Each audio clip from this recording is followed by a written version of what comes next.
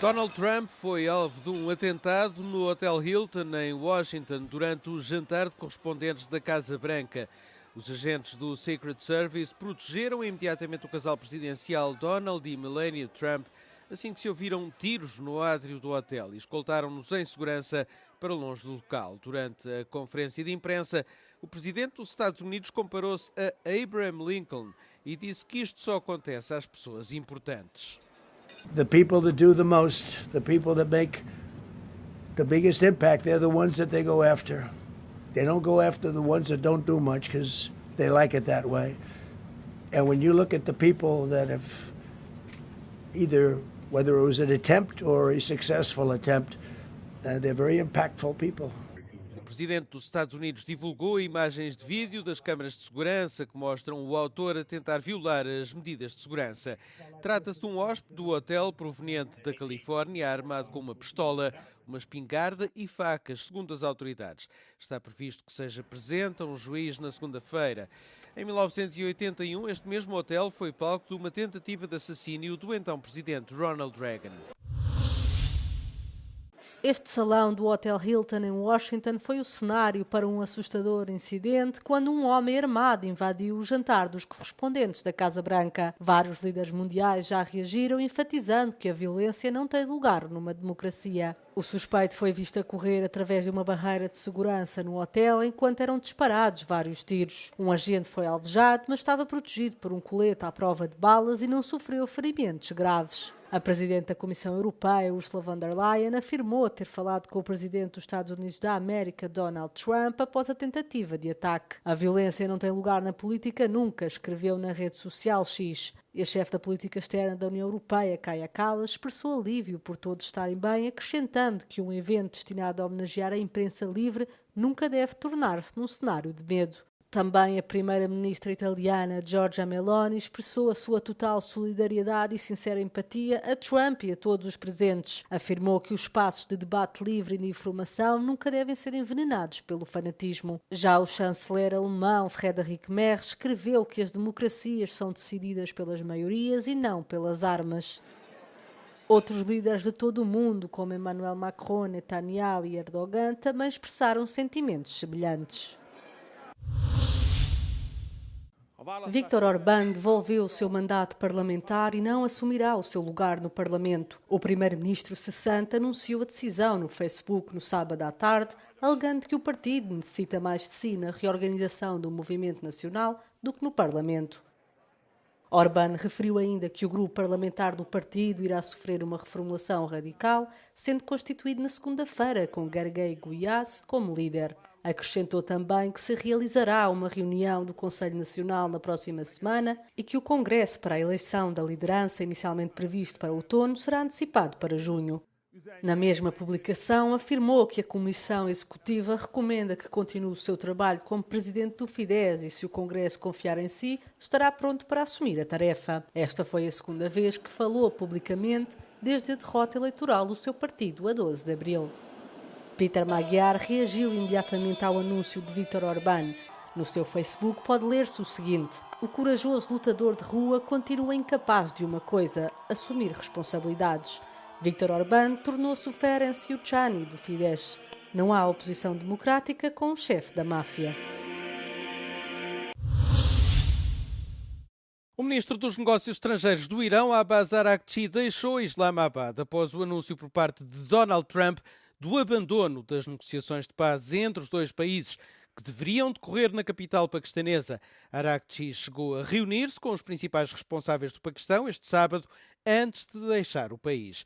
O enviado especial dos Estados Unidos, Steve Witkoff, e Jared Kushner, genro e conselheiro do presidente Donald Trump, acabaram por não seguir viagem, por ordem de Trump, que alegou que os Estados Unidos têm todas as cartas na mão e que esta deslocação seria demasiado longa e desnecessária.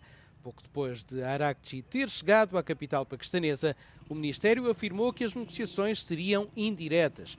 Uma primeira ronda de negociações já teve lugar no Paquistão no início do mês, mas ambas as partes não conseguiram chegar a acordo. Teherão tinha inicialmente recusado enviar uma delegação para a segunda ronda. Aceitou depois fazê-lo, unicamente de forma indireta, antes dos Estados Unidos decidirem não aparecer. Um drone caiu numa zona habitada na Roménia, perto da fronteira com a Ucrânia, na madrugada de sábado. O incidente ocorreu durante um ataque aéreo em grande escala com drones e mísseis russos contra a Ucrânia.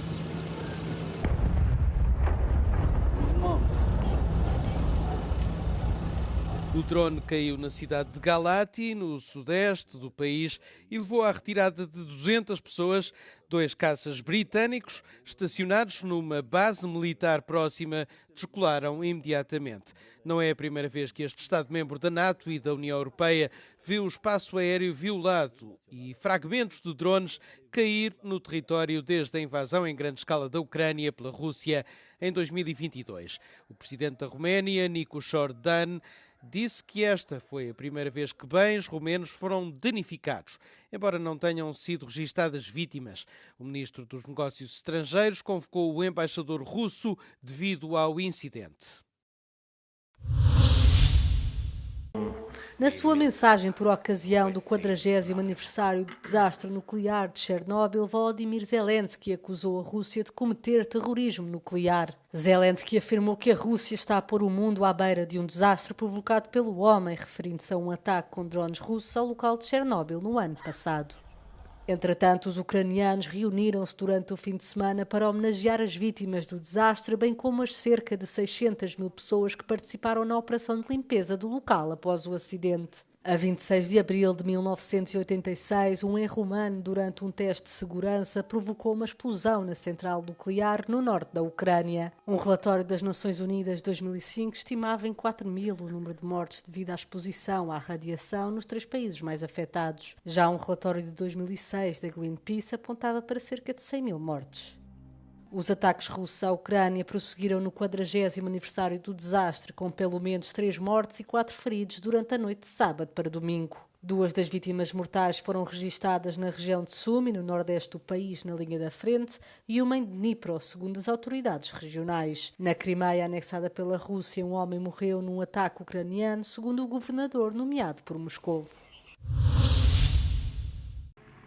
O mundo assinala os 40 anos do desastre de Chernobyl.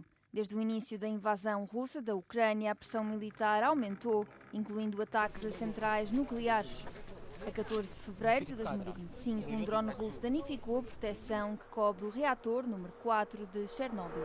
Segundo o físico nuclear Bernard Laponche, que se tornou um dos opositores mais ativos da energia nuclear em França, os acontecimentos dos últimos 4 anos fornecem argumentos adicionais a favor do abandono das armas nucleares.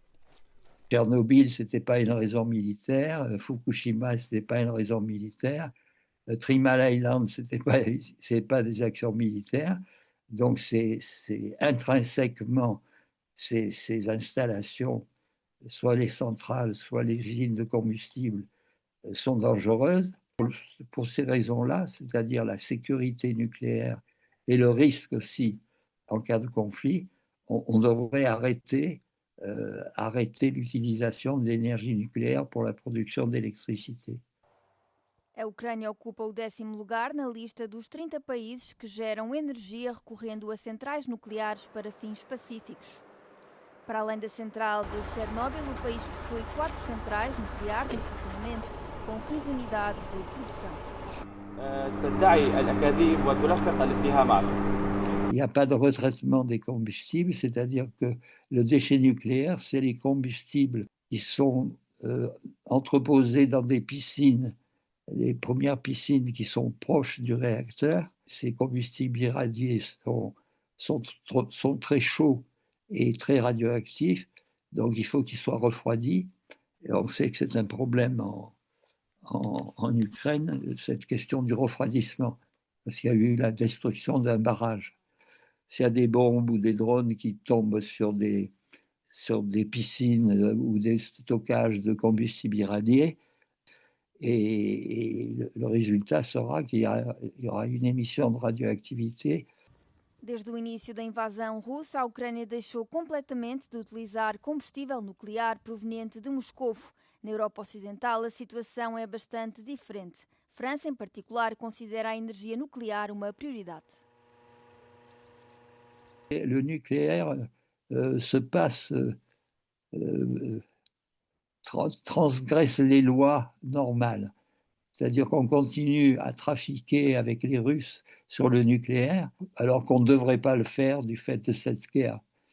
Mais le nucléaire se dispense du respect des lois internationales.